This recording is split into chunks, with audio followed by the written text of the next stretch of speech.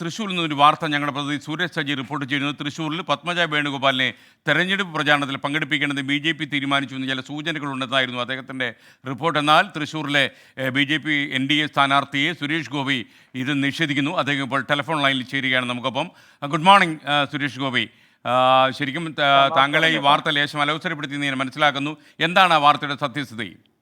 പ്പെടുത്തിയിട്ടില്ല. ഇത് സർവ്വസാധാരണമാണ്. എന്തെങ്കിലുമൊക്കെ വേണ്ടേ അറ്റാക്ക് ചെയ്യാൻ? അതിനുള്ള മാർഗങ്ങൾ കണ്ടെത്തിക്കൊണ്ടിരിക്കുകയാണ് ചില ആൾക്കാര്.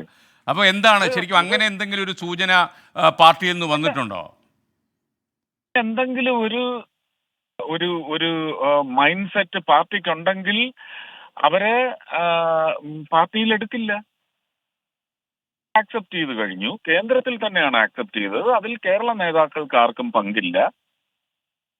നേരിട്ട് അവരെ സ്വീകരിച്ചെങ്കിൽ, ഇതിനു മുമ്പ് സ്വീകരിച്ചതാണെങ്കിൽ, കേന്ദ്രം സ്ഥാനാർത്ഥിയായി പ്രഖ്യാപിച്ചിട്ടുണ്ടെങ്കിൽ അതേ കേന്ദ്ര നേതാക്കൾ പറയുന്നതാണ് ഞാൻ അനുസരിക്കുക.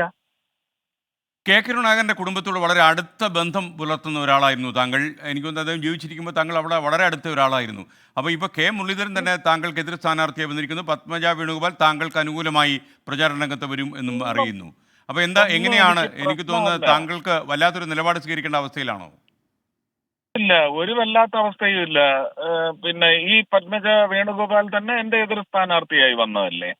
അന്നും ഞാൻ അവരെന്റെ ചേച്ചിയുടെ സ്ഥാനത്താണെന്ന് പറഞ്ഞു. അവരാ വേണ്ട എന്ന് പറഞ്ഞു. വേണ്ട, പക്ഷെ എനിക്ക് കുട്ടിയമ്മ ടീച്ചർ പോലെയുള്ള കേരളത്തിന്റെ അമ്മമാരെ വിളിച്ചാൽ എനിക്ക് വെച്ചാലും മിണ്ടാതിരിക്കാൻ ഒക്കത്തില്ല.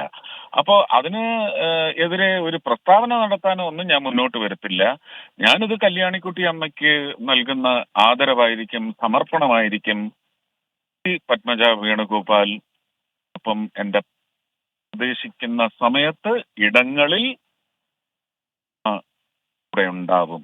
ഒരു കാര്യം കൂടി, അതായത് അപ്പോൾ താങ്കൾ എന്നോട് പറയുന്ന ഒരു കാര്യം, തൃശ്ശൂരിലെ പ്രവർത്തനത്തിൽ പത്മജ വേണുഗോപാൽ ഉണ്ടാകും എന്ന് തന്നെയാണ് പ്രചാരണത്തിൽ? അങ്ങനെയാണ് പാർട്ടി, സെൻട്രൽ പാർട്ടി തീരുമാനിക്കുന്നതെങ്കിൽ ഉറപ്പായിട്ടും ഉണ്ടാവും. Okay, thank you Suresh Gopi. താങ്കൾക്ക് എല്ലാവിധ ആശംസകളും. Thank you.